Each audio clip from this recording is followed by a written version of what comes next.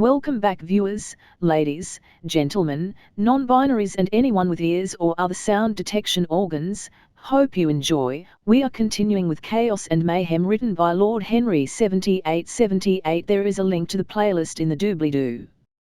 Chaos and Mayhem, a sexy space babes story part 34. Do you believe in God, Mr. Steinberg? Tom looked a bit confused at the question. I'm sorry.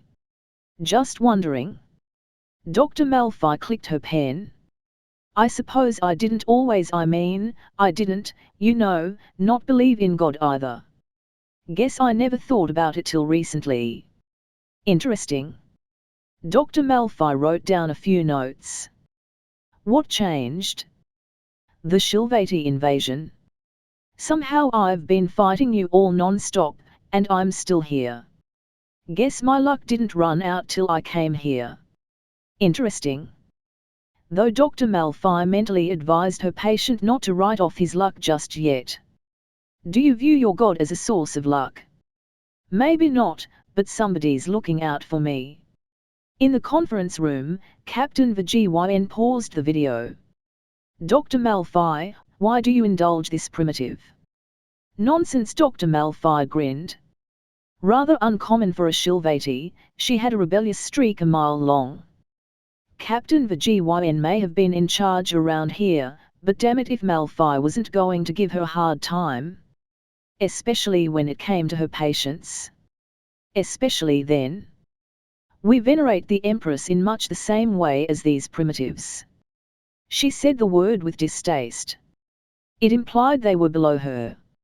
It's the same concept, different name. Except the Empress is actually real. And as far as these men are concerned, their gods are just as real. No coming back from that, Malfoy figured.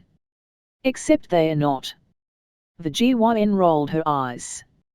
Now, on to other business. Baron Stamatios needs 5 more bodies by the end of the month. Dr. Malfoy paled. This posting was a cruel mockery of the medicine she practiced. These men were put in her care when they needed somebody most, and every month she had to betray that trust.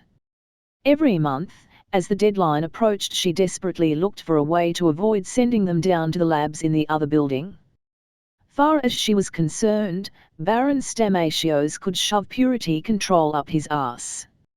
If you asked Malfoy, she still worked for the old Baroness, despite her, being dead. But the Baroness genuinely wanted to help them too. That was what mattered.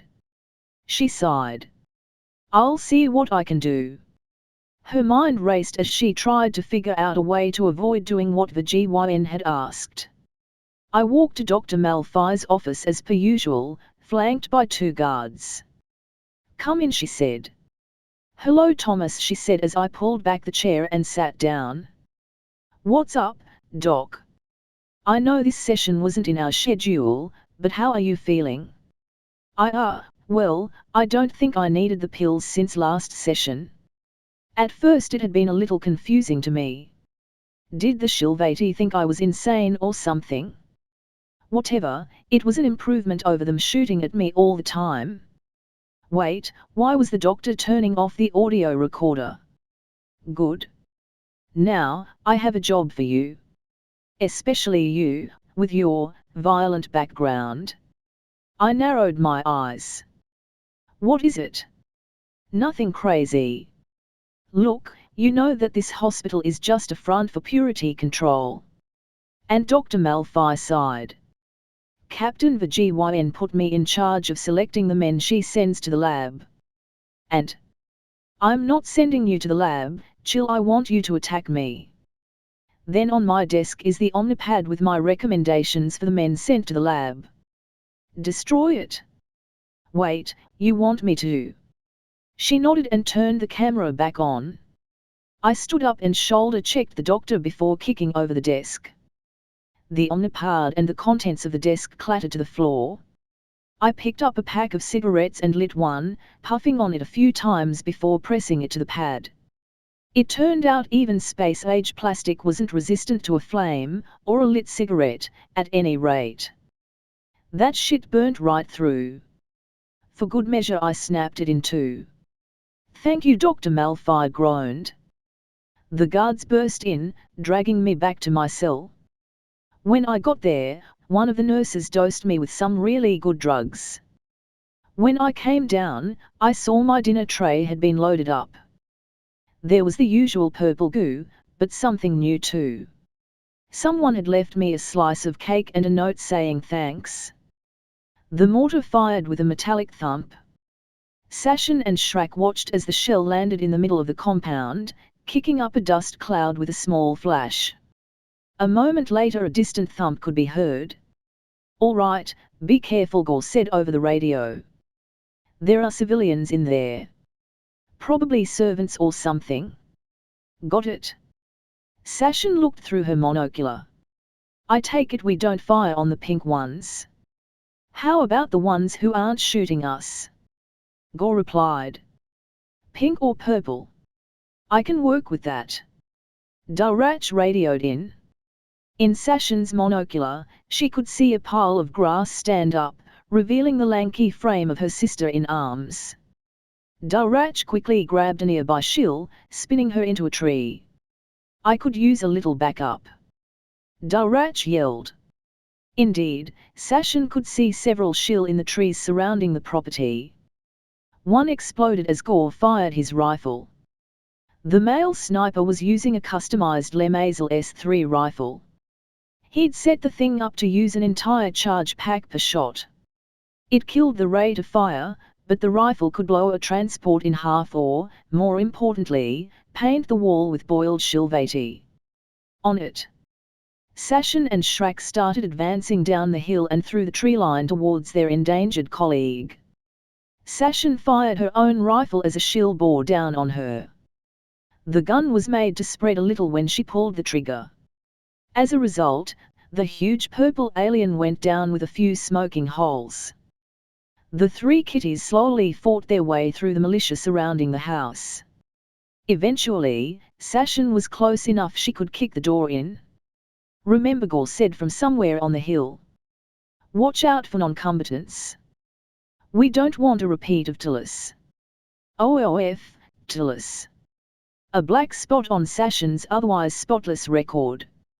She'd played cat and mouse with a number of fighters in dark tunnels for long enough that she automatically fired on the first bodies she saw. And eviscerated some native family who had elected to hide there from the fighting on the surface. Sashin kept this in mind as she crept through the mansion, checking for guns on the people running by. Shrek and Darach did the same behind her. She had an objective she needed to complete. "Duchess Halil's office is this way," she murmured, rounding the corner through a set of big wooden doors. Shrek joined her while Darach attached a small charge to the door before stacking up. The bomb went off with a small pop, forcing a steel rod through the wood. Sashin kicked the door open and gunned down the two guards inside. Shrek immediately got on Duchess Halil's computer. "Well," she said. Well. Somebody's been a naughty girl." "What is it?" Sashin craned her neck to see. "What's the old stereotype about nobility? Paranoid old ladies keeping tabs on their rivals? See for yourself." Shrek slid the screen over to Sashin. Well indeed. Halil had been engaging in something called Project Blacklight. Dirty noble politics aside, Shrek had just found a possible list of targets. Sashin passed the screen back to Shrek, who immediately began copying the files to a personal data drive before wiping evidence of the incursion. "Darach, go get the Duchess, and maybe her family." The biggest kitty disappeared. Sashin could hear shooting and screaming before Darach reappeared, 3 shill in tow. "Hi, Duchess," Sashin said brightly. "I think it goes without saying you tell nobody about this, got it?" Just for good measure, she fired over the head of one of the Halil's husbands. The diminutive male curled up, whimpering. "Eat shit," furball Halil spat. "You think you can come in here and threaten my family?" No, Sashin clarified. "You I'm threatening you with harm to your family, should you talk about this. Just do what she says. The husband whimpered some more. The other husband silently sobbed. You talk, I come back here, I have to come back here, I cut your husband's nuts off and feed them to you, understand? The Duchess nodded. A car pulled up outside. Sashin cracked one of the blinds that humans seemed to put on every window and peered out. Gore had shown up with a vehicle for their exfil. It was a big one, with a big open bed in the back. That's that, then. Sashin watched the three shills as Darach and Shrak opened the first floor window. Once they were in the truck, Sashin followed.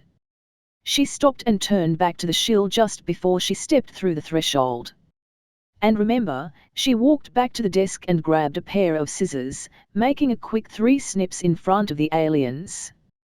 The males winced as the scissors went snip snip snip inches from their nose. And with that done, Sashin got in the truck, and Gore zoomed off. End of chapter. If you enjoyed, like, subscribe, click the bell so you don't miss any episode and do all the other YouTube stuff, visit and support the author, all the relevant links are in the doobly-doo, and comment your opinions, good or bad. And I'll see you next time. And as usual, have a wonderful day.